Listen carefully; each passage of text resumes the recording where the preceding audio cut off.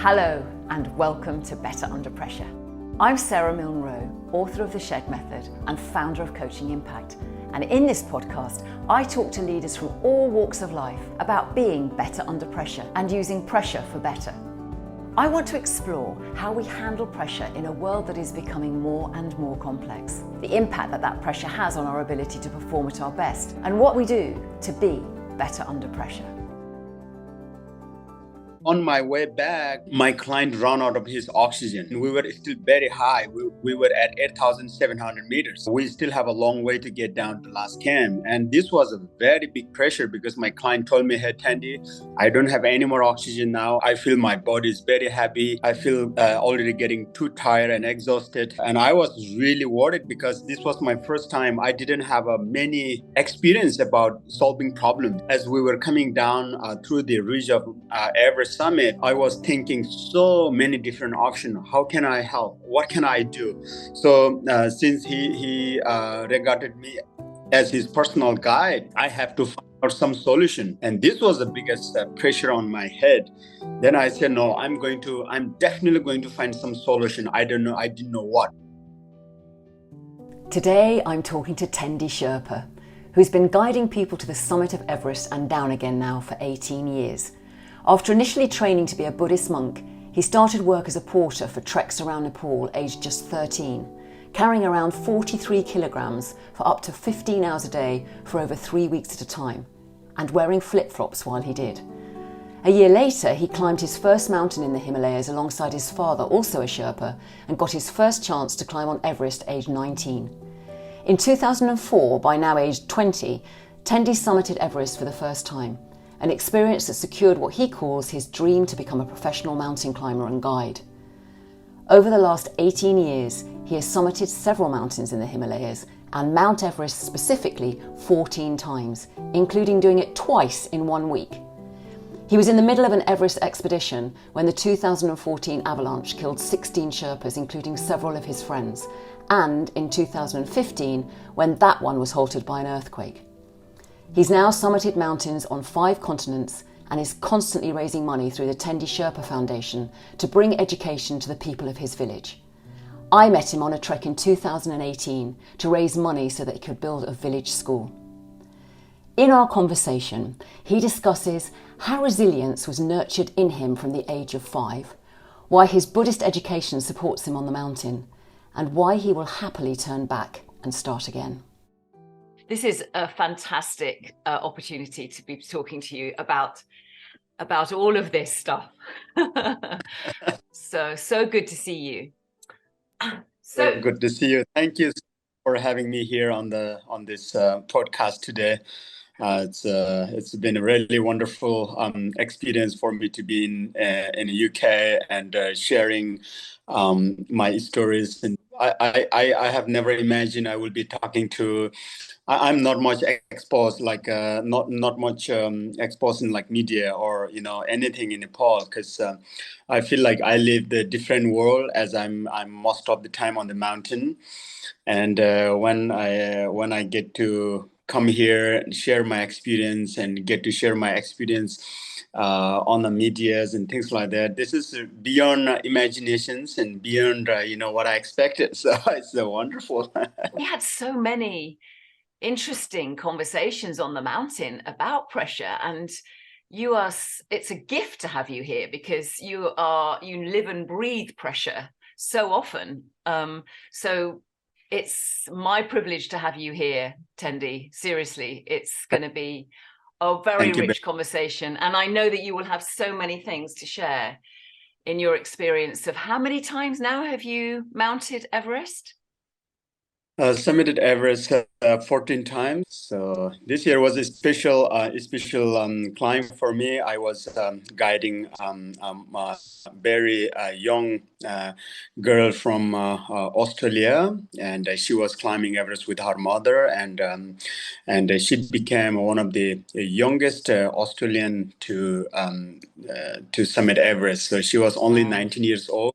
and I was guiding her both on Everest, and I stood there for the 14 times, and then it was her first time, but I was so amazed and inspired how strong she was. And I was really, really honored to share that experience with her and her mother on the summit of Everest.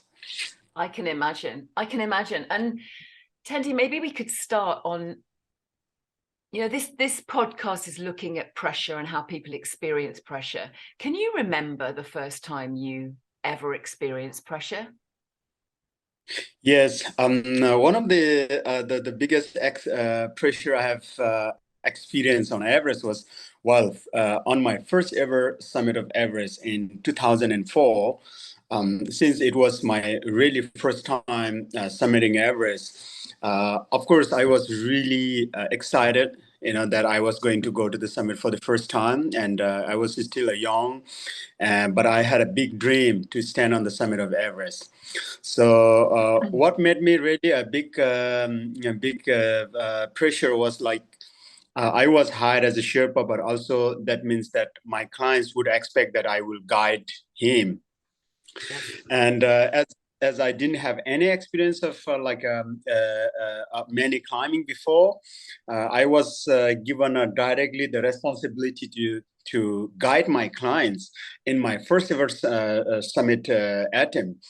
And so there was definitely a big pressure. But then I was, as I had a pressure, I was kind of getting ready to face that pressure. So that means to say that as I was going to take my clients to the top of Everest, and after almost 35 days of being on the mountain, during that particular 35 days, I was prepared to get ready to take my client to the top, because when we climb mountains, of course we always have clients in the Sherpa, and few clients, like quite a less team, are guided by a professional mountain guides, whereas I was there acting as a guide, even though I didn't have any experience. And then so after being on the mountain almost 35 days, we were ready for summit push. And I had a client in my hand, so my responsibility was to take care of my client. And so what happened is that, of course, after climbing many days, we were finally able to get to the summit of Everest. So not knowing where we were going, not knowing how the route will be on the mountain, it was a big pressure. But then I was also very confident in my mind. I say, no matter what situations comes, if everybody does it, then I'm sure I will find a way to do it too. Because and then I spoke to many other Sherpas, those who has been there before, and then those Sherpas said, "Hey, Tendi, route is difficult in this part and that part. That part is easy. Then second part is difficult. Third part is easy, and last part is difficult." I didn't really understand what they really mean, but I was mentally very prepared that I will solve the any problem. I will solve any situations that I will face out there. That was what my mind said. And we went for the summit push. And luckily we did the summit, of course, crossing through very difficult terrain. And when I was crossing that very difficult terrain, I was always anticipating maybe I will have a more difficult steps to come. So my mind was already prepared. Of course, the situation was some part of the climb was really tough. And as I got there, I knew that part is very difficult, and I was like, wow, it's a tough one. But I was always expecting a more difficult one next. And I say, okay, and I need to get prepared for that. So by doing that, I was able to cross through all that section. And suddenly when I summited on the Everest, because this was my first time and it was new to me, every steps. So when I stood on the summit of Everest, and I was like, wow, I did all that difficult section. Wow, that's, that was kind of surprising for me. And on my way back, my client ran out of his oxygen. So when he ran out of oxygen, I mean, we were still very high. We were at 8,700 meters. And we still have a long way to get down to last camp. And this was a very big pressure because my client told me, hey, Tendi, I don't have any more oxygen now. I run out of it. And I feel my body is very heavy. I feel already getting too tired and exhausted. And I'm breathing very, very hard. And I was really worried because since this was my first time, I didn't have a many experience about solving problems. And for about an hour, I was been thinking, because he still had a little bit of oxygen in his bottle. So as we were coming down through the ridge of Everest summit, I was thinking so many different options. How can I help? What can I do? So since he regarded me as his personal guide, Yes. I have to find out some solution. And this was the biggest challenge and biggest pressure on my head. Then I said, no, I'm definitely going to find some solution. I don't know, I didn't know what. But later on, I decided to take off my mask because I still had since I use a very little flow rate of oxygens, I still have a lot of remaining oxygens in my bottle. So I took off my mask, I breathed, and I felt it was doable. And I say, okay, now I'm going to give my oxygen to him. So that way, even though I feel tired, I will try to push myself to get down to the last camp as soon as possible. But I can, I don't have to wait him and run out of my oxygens and both of our oxygens and get into big trouble. So instead of that, I gave my oxygen to him. And then after 20 minutes, he was able to walk properly and able to walk faster. And so we descended down, crossing through that difficult sections to last camp. Gosh. And that kind of thing, it won't come in your mind easily. So there was one of the big pressure. And then and this was actually, Tendi, was that your very first summit that yes, happened? that Okay, so I mean that's pretty extraordinary, really, isn't it, when you think about it? Because yes. I'm hearing so many things in that rendition that you just shared with us, which is the importance of preparation. So you really spoke to any Sherpa that had summited Everest. You did your research in a way, like you spoke to them to say, where are the... So you had some, I'm imagining you had some mental picture of the route with the yes. moments that were going to be most challenging. And then the other thing that I'm hearing is you, and this is what I remember about you, Tendi, when you were our Sherpa, was this utter belief that everything will be okay. I mean, yes. it was so contagious from you, that feeling, and it wasn't. Yeah. And what I remember about it, it was incredibly calming. So whatever you were doing internally, we never picked that up. Just to be clear to anyone who's listening to this, we didn't mount Everest. This was a much, much more relaxed trek. However, even for that, there were moments where it was a pressure for us, but we never felt anything from you that was other than utter confidence that we had it. And so I really have experienced your belief in what is possible, but taking it to Everest on the first time that you've ever mounted Everest takes it to a whole other level for you to have that mindset of, I will do this. I can do this. How did you learn that?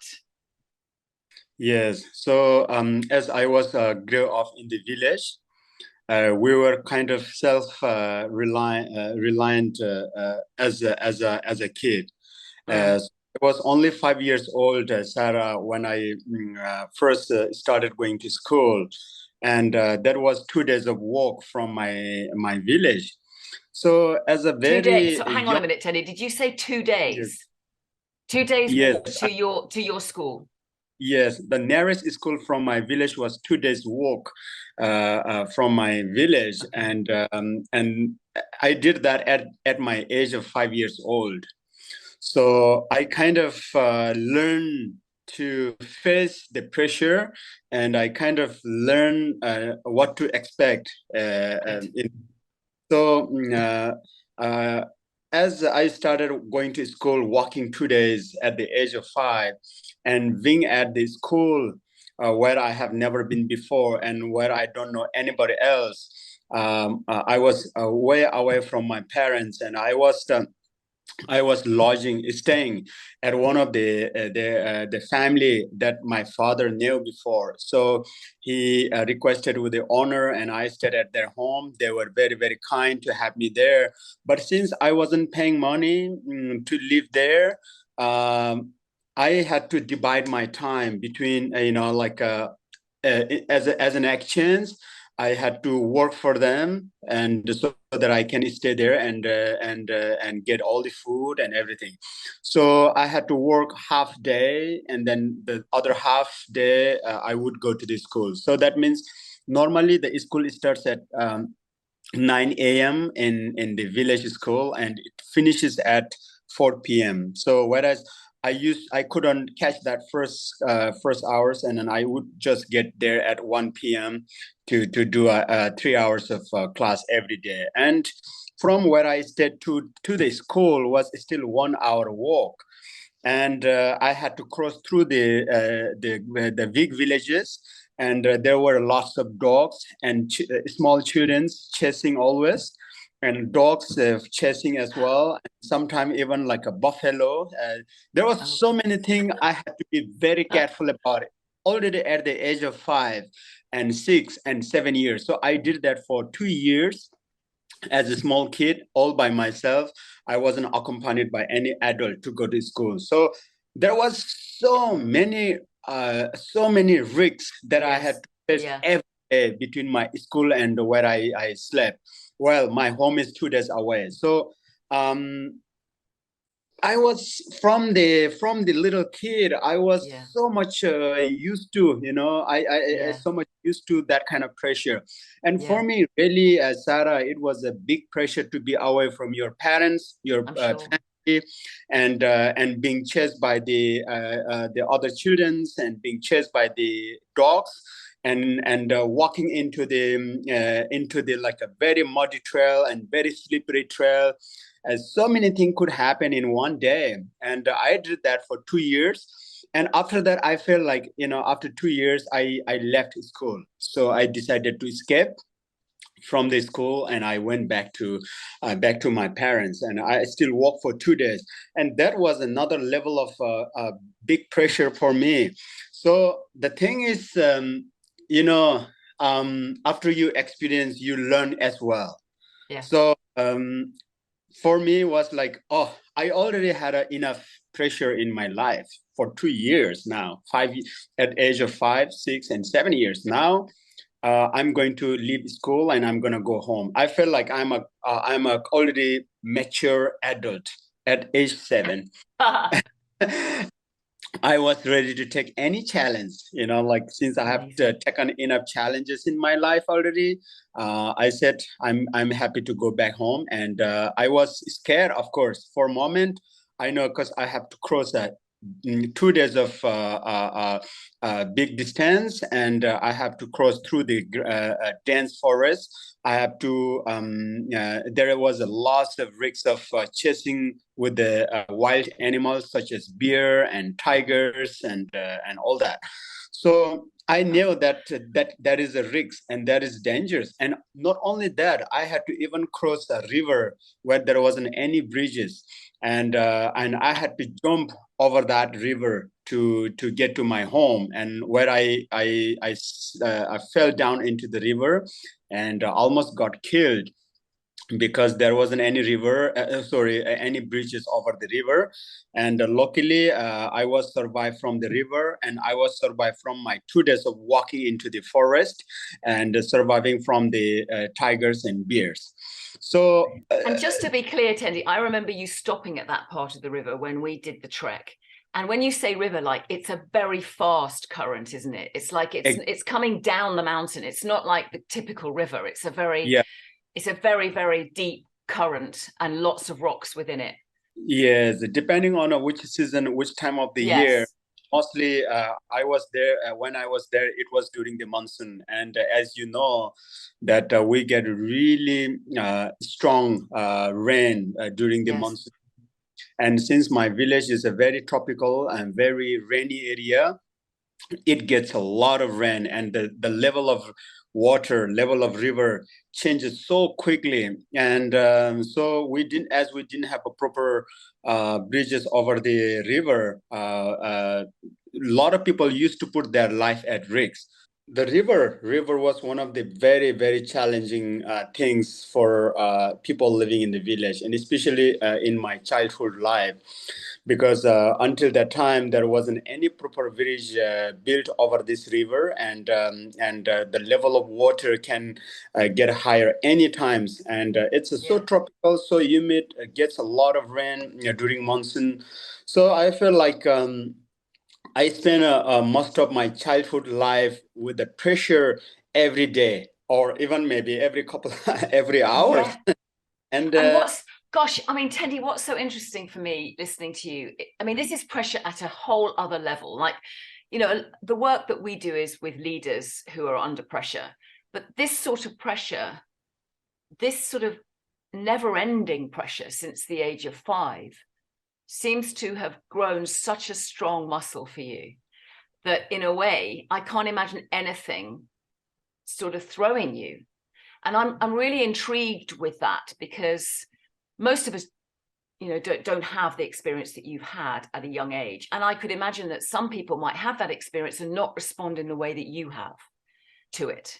It feels like it's been very strengthening and enlivening. I mean, I know that the experiences that you've described didn't feel that way in the moment, but the way you're talking about it now feels like it was always almost a gift for you to be able to mount Everest 14 times, and I'm sure there's probably another 14 coming, you know. So for us who haven't had that immersion in pressure from such a young age and have responded to it in the way that you have, which feels very strengthening, and it feels like it's a really well drilled practice all your life not to be thrown by pressure. It felt unconscious when you were younger. It feels more conscious now when you're an adult. How do you consciously take that knowledge, that inner knowledge, into your pressure moments? Could you break it down for those of us who want to be better in pressure moments in our life? How would you break it down for us? Yes. So like for me, as a young kid, you know, as I faced a lot of the challenges in my life, uh, I learned to face the pressure.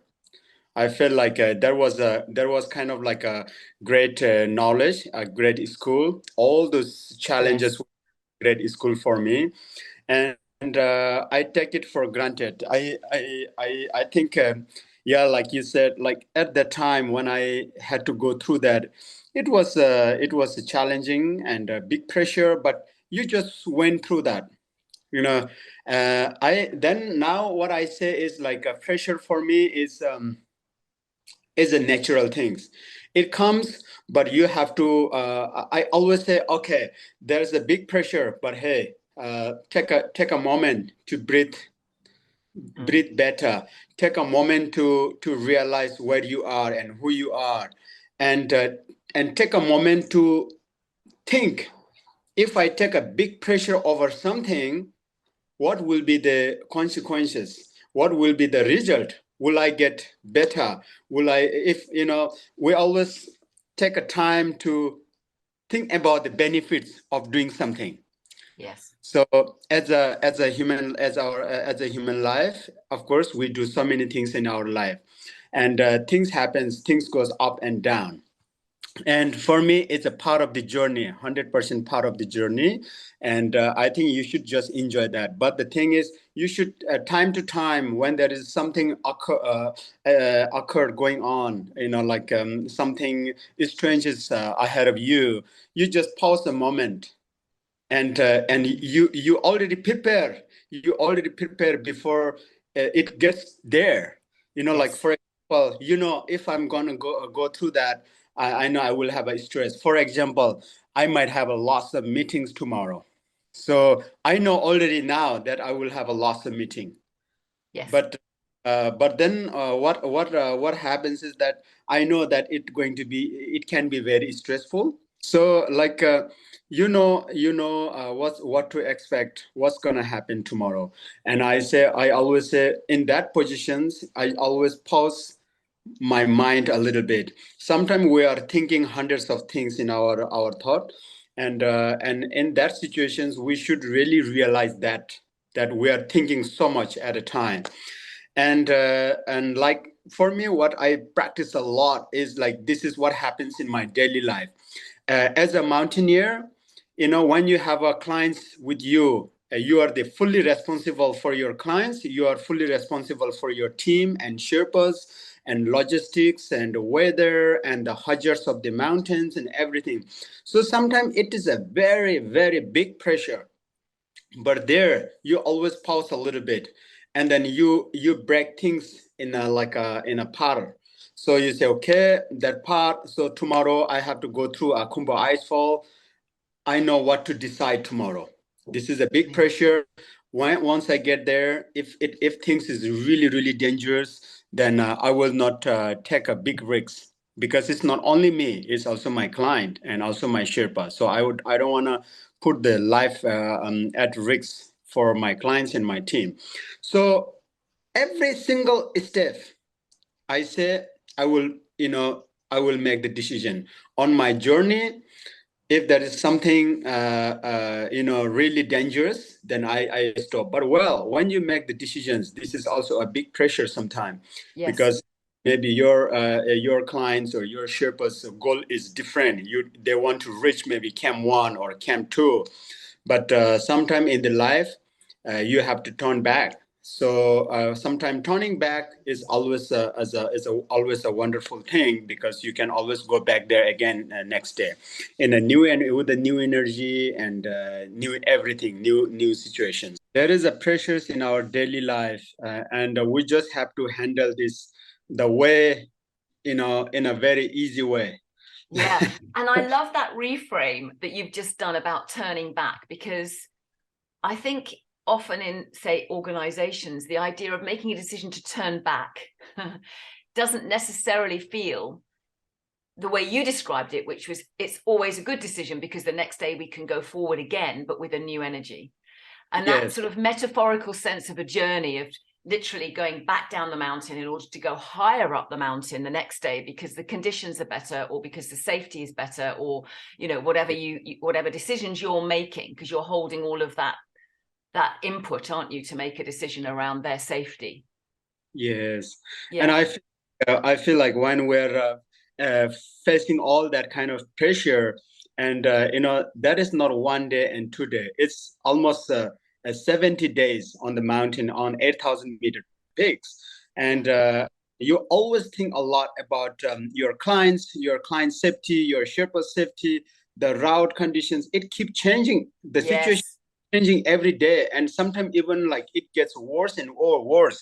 And Yes. then sometimes you will see people getting into trouble, people dying on the mountain, people falling off the crevasses, and you see the blood, you see the tragedies, you see so many different things on the mountain, and all you think is, well, one thing that helped me very much is from the meditations, because as my family are all from the like a Buddhist philosophy, and they do a lot of practice of meditations. I when I was a young kid, I learned to meditate at monastery, and that really helped me. I am not like a wonderful practitioner, but I remember a lot of these steps, and I practice those in my daily life when I have, like, before I begin my trip, after I end my trip, and I anticipate that there will be a stress, there will be a pressure, but then I relax. I give time for myself to relax, because this is so important. When we let our mind rest, the mind is gonna rest. Mind is gonna go so far away and so deep, and then you will never realize where you are and who you are. So it's very, for me in my daily practice, it's so important to realize, take a long breath, and realize where I am, and also be thankful to yourself, to be very appreciated for yourself. And there are so many bigger problems around the world, so many big problem around the world, and sometimes what we feel is like, oh, this problem is just for me, no one in the world have this problem, and but to me, no, it's not true. The problem that we have is too tiny, too small, and we always have to be confident, no matter what comes next. That is an adventure, that is the journey, and you say, I'm going to pass that journey, I'm going to do that journey, and I'm so excited. You just have to be excited to do it. As you can probably tell, Tendi had a huge impact on me when we trekked with him and his team in Nepal. I remember being astonished by the way he described pressure. I'd never come across anyone who looked at pressure in quite that way, with such humility. And now, in the intimacy of this podcast, I find myself listening to him again in more detail, particularly the vocabulary he uses, and wondering what can we draw from this in the daily pressures that we face. The part that jumped out for me was him saying, when you let your mind race, your mind is going to go so far away and so deep. It will go deep and you will never realise where you are and who you are. These questions are powerful because asking where am I and who am I can bring us right back into the present. Tendi reminds us more than once of the importance of reconnecting to who we are in these moments, that we all have the choice to control where our mind goes in any moment of pressure, and he emphasises the importance of having a practice to interrupt that racing mind. The words he chooses are remarkably simple and positive. He calls it a journey and an adventure and tells us you just have to be excited to do it. Oh, Tendi, you're taking me straight back to Nepal in 2018 and the pleasure and energy I got from walking alongside you. I love what you've just said. And I remember what really struck me about walking with you was your relationship, not just with yourself in the way that you've described it, but also your relationship with the mountain. Yes. And I've tried to take that with me because there's something so powerful when you can connect to your environment in the way that I witnessed you doing, and the way that not just you did it, but you passed it to us, which gave us the strength as well. And I think about that a lot in leadership, is what's the relationship with a leader to the environment, and how do you make it contagious in a positive way for those that are in the same environment? Can you talk a little bit about your relationship with the mountain? Well, Sara, as I was born on the mountain, my village is at 2,500 meters. So you have been there, and in the winter time, the village is surrounded by a lot of snow, and all that green hills with the trees and all that things becomes a complete mountain in the winter time. So we get to see different colors of those hills every year. And so I've been a fan of mountains since I was only maybe 3 years old or 4 years old child. I feel like I was grown up on the left of the mountain. And since there, we kind of have a very special connection to the mountain. Of course, all mountains in Nepal, and especially in our Sherpa community and in Sherpa belief, we regard mountain as a goddess. So they're so special to us. And in our daily meditations and daily prayer, we pray to those mountains and to bless us and for all the good things. And so mountain is a very special. We feel like mountain also given us a very great blessings, and so we both have a very very deep connection each other. This is how we feel. And another thing is our ethnic group of Sherpas. They always belong to the mountains. So they are born there and they go to the mountains. They work for the seasons, and before they climb a mountains, they do a big prayer ceremony at base camp. They put a prayer flags. That is kind of like, that signifies kind of like a clothing offer to the mountains. And also it's with a lot of meditations, mantras on the prayer flags, and also to spread good energy for the mountains, not just for the human, but as a human, that we can give back to the mountain is some good energy also back. Because every day we look at the mountain and we share, we get that energy from the mountains, and the prayer flags and bread that we do at base camp are energy giving back to the mountain too. Yeah. So for us, it's very, very special to be on the mountains. Yes, I felt that. And I remember also what struck me was the energy from the villages. So every village we went to, there was a real, everyone came out from everywhere to celebrate that moment of being in their village. And, in my words, that's, the strength of people energy, the energy that people give to people, was just so profound. Again, and it happened everywhere you went, Tendi. The village just came out from everywhere, and it was dark, and you'd see the lights come down from different places of the mountain, and they'd all gather in a space and they would celebrate. And this idea of ritual that you're talking about feels very important in a way to deal with pressure and the unknown. So I'm loving this, and I'm just so intrigued as to how we can borrow some of those, the essence of some of that, and take it into our daily pressures that everybody's working with and feeling and wanting to be better under. But this idea of breathing and stopping and meditating, it's very ritualistic. It feels very ritualistic. You worked on something. Yes, like when we were there, people were so excited to see the tourists, because they have they have never seen tourists in their life.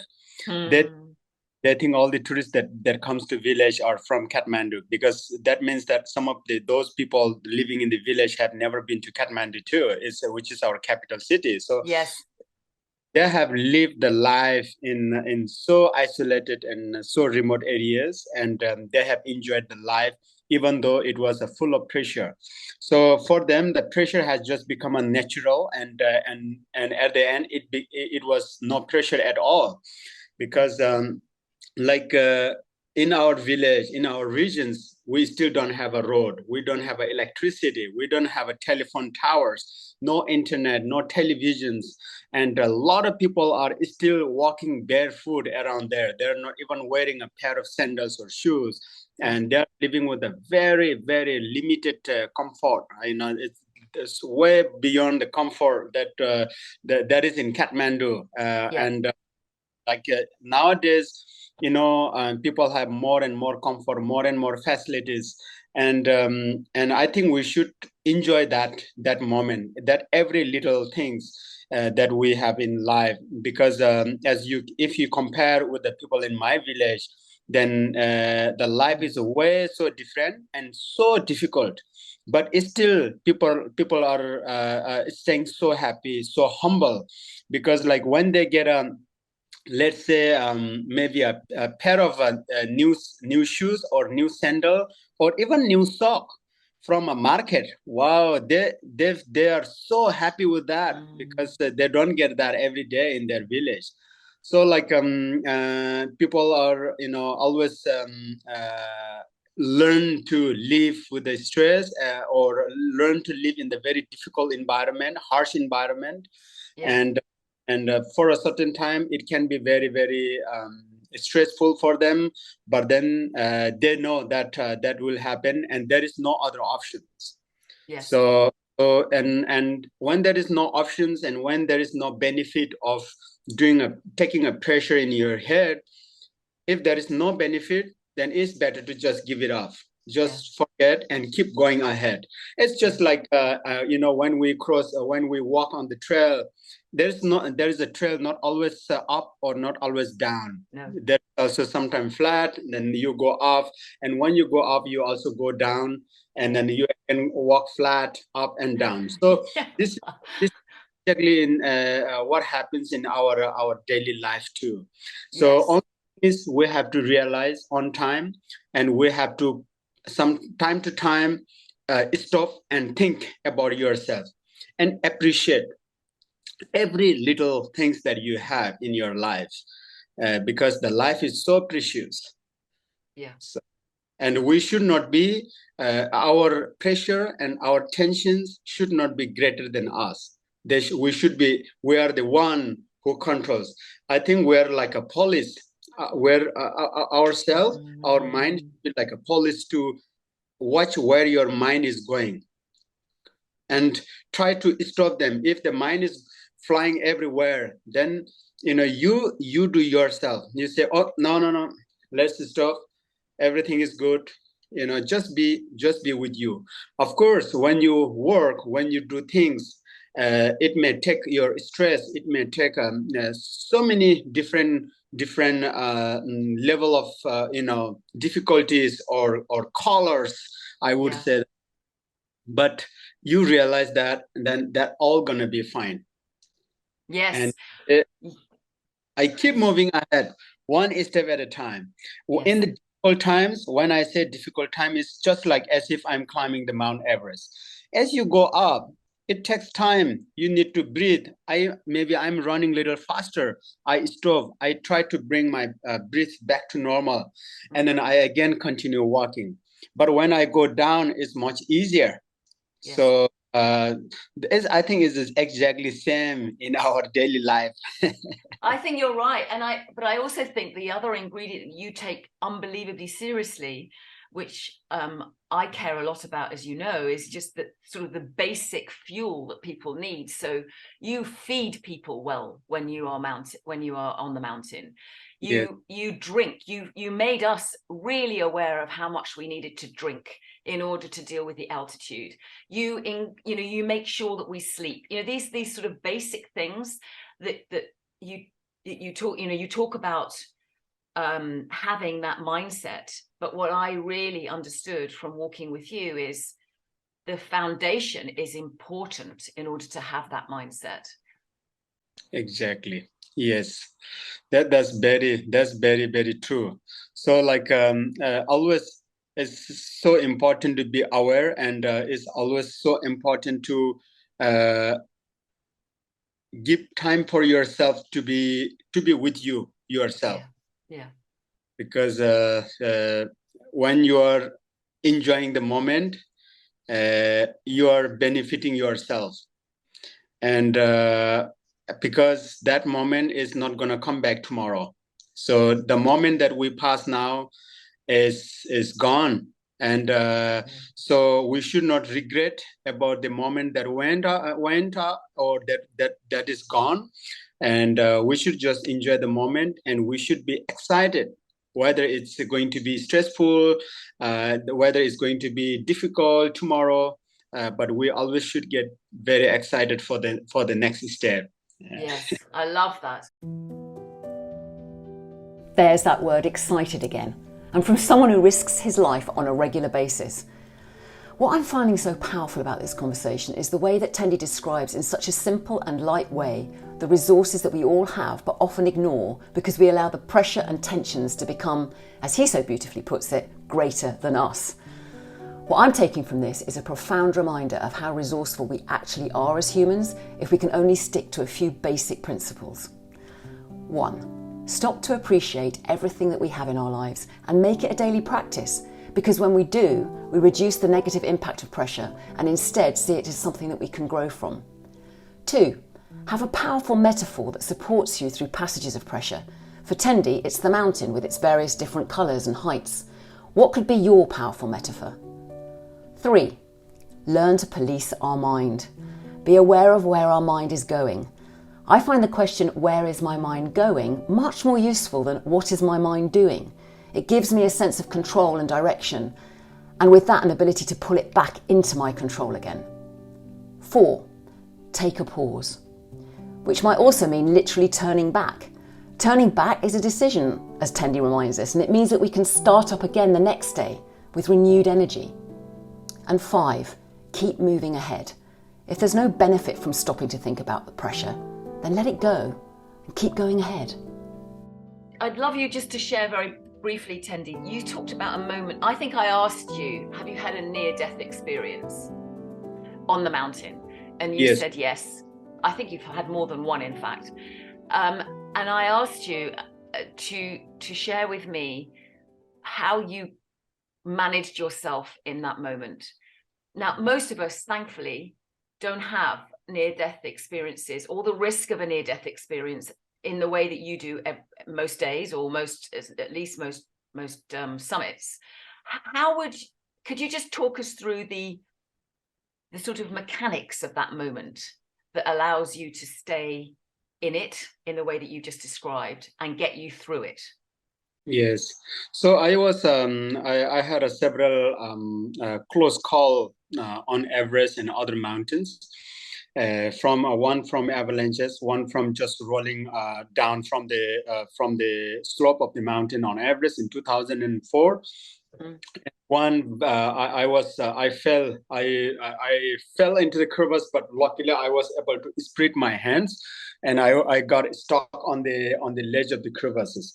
So, well, I mean, things happens without without expecting it. Things happens without knowing, and it's a part of the journey too.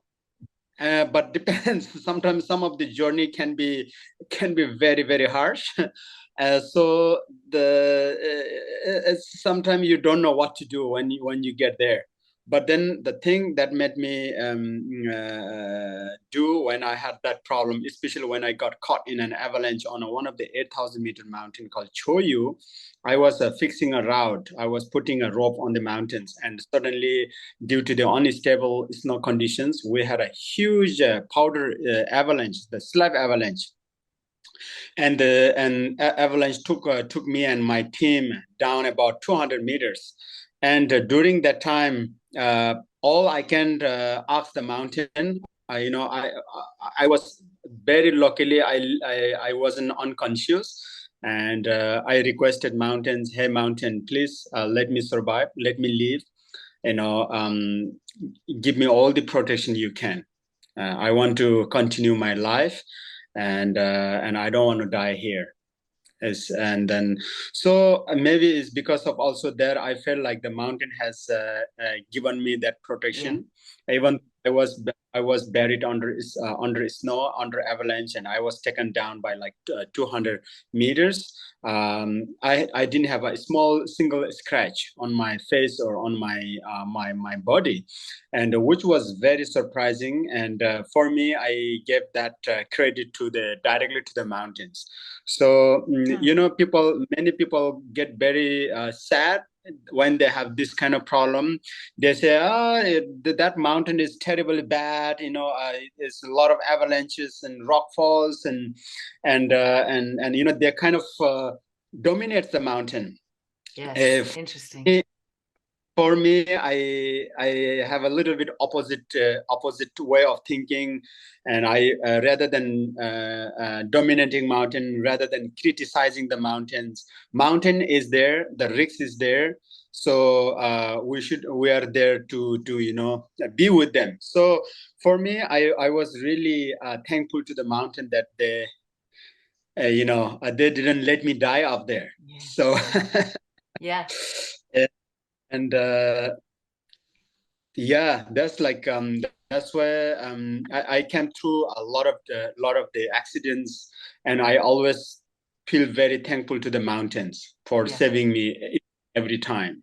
And also the thing is, like, when you have that experience, after that it makes you more stronger. Yes. And it makes you more aware for next time, so you don't want to repeat the same thing. And I feel like when that happened to me, the mountain was kind of teaching me indirectly, saying, hey Tendi, you be careful next time. Yes. So you don't want the same mistake you climb the mountains. I love that mindset. And also it makes so much sense in terms of your relationship with the mountain, because that's built it, strengthened it, I'm sure. Yes. Nowadays a lot of people climb mountains, and people set the world records and do this and do that. And I only thing that I'm worried sometimes is that people sometimes underestimate the mountains. People sometimes do push beyond the limits, sometimes push too hard, too much on the mountain. And, it's sometimes it can be very, very dangerous. So I always say that, do what mountain says. And I always like to hear what mountain has to tell us. I look at the mountain and I feel like mountain she's saying something to me. And I try to understand what she's saying. And sometimes I understand quite well, and we make the right call on time. Interesting. Gosh, so interesting. What do you do? So I'm thinking, a lot of the pressure for the people that I work with comes from managing other people's pressure, not just their own, or what they may think isn't pressure. Other people are seeing as pressure, and they're spiraling in an unhelpful way with the pressure. How do you manage either guests, clients, or Sherpas, other people in your team who are feeling more pressure than you? What do you do with them? Yes, so it depends like what kind of pressure, why they are so worried for things, why they are so panicked, why they feel it pressure. I usually sit down with them, say what happened. So for example, maybe someone is running out of time, or someone is worried that maybe he might not be able to go to the summit. But I always say, hey, look, this is not end of the world. We have a lifelong journey to go. And sometimes it's not easy to deal with the people when they have a pressure, but all you can do is to be with them. And share what they have to say, and share what you feel. And it's all about sharing and caring each other at that time. Love that. So it sounds so simple and so often overlooked, that capacity to just share and care. I love that. Share and care. Exactly. Yeah. So simple. Yeah, but not common enough, unfortunately. Yes. So, Tendi, I always finish the podcast with 2 pay forwards from my guests. So if you were going to pass forward 2 things to people who are listening to this podcast around how they might be better under pressure, what would be the 2 things that you would offer them? Be with yourself. Give time for yourself, and enjoy every single things that comes in your life. And even a bigger pressure, I think, will be a very small pressure after that. Wonderful. Thank you, Tendi, so much. What an absolute treasure it's been speaking to you. It's always my great honor and great pleasure to talk with you, Sara, and share about this. I mean, now we're on the podcast. I feel like this is like an interview, and I wish I can get a lot more insight and a lot more details. I know I absolutely can feel all of this, and because I have quite a lot of experience. But yeah, it's like always is so wonderful pleasure to talk with you about this. We did talk a lot during our trekking, and of course, I also learned a lot from you, and bless you. I was able to share what I know a little bit, and this is what we call share and care each other. It's absolutely that. And I'm so excited about reading your book, which I know that you have now written and put some of these gems into a much bigger story. And you've linked it with your relationship with your father, which I think is wonderful, because it was great meeting him as well. But I'm so pleased that you're here to launch your book, Tendi, and I am sure there will be so many gems of wisdom and insight in that for all of us wanting to be better under pressure. So thank you so much. Thank you, Sara. Thank you very much to everybody who are listening in podcast. I really hope to meet all of them one day in person and share more about our stories. Well, they'd be very lucky. They would be very, very lucky. So I hope so too. Thank you, Tendi. Good. Thank you so much, Sara. Thank you so much for listening to this episode of Better Under Pressure with me, Sara Milne Rowe. If you enjoyed it, please do subscribe and let us know what you found useful or what you'd like to know more about. Our aim is to share as many examples as possible of what people do to manage pressure for better. If you're interested in any of the practices mentioned, check out my book, The Shed Method. Alternatively, you can find us at Coaching Impact or me on LinkedIn and Instagram. Better Under Pressure was produced by the fab team at Smart Cookie Media. Thanks so much for listening, and until next time, goodbye.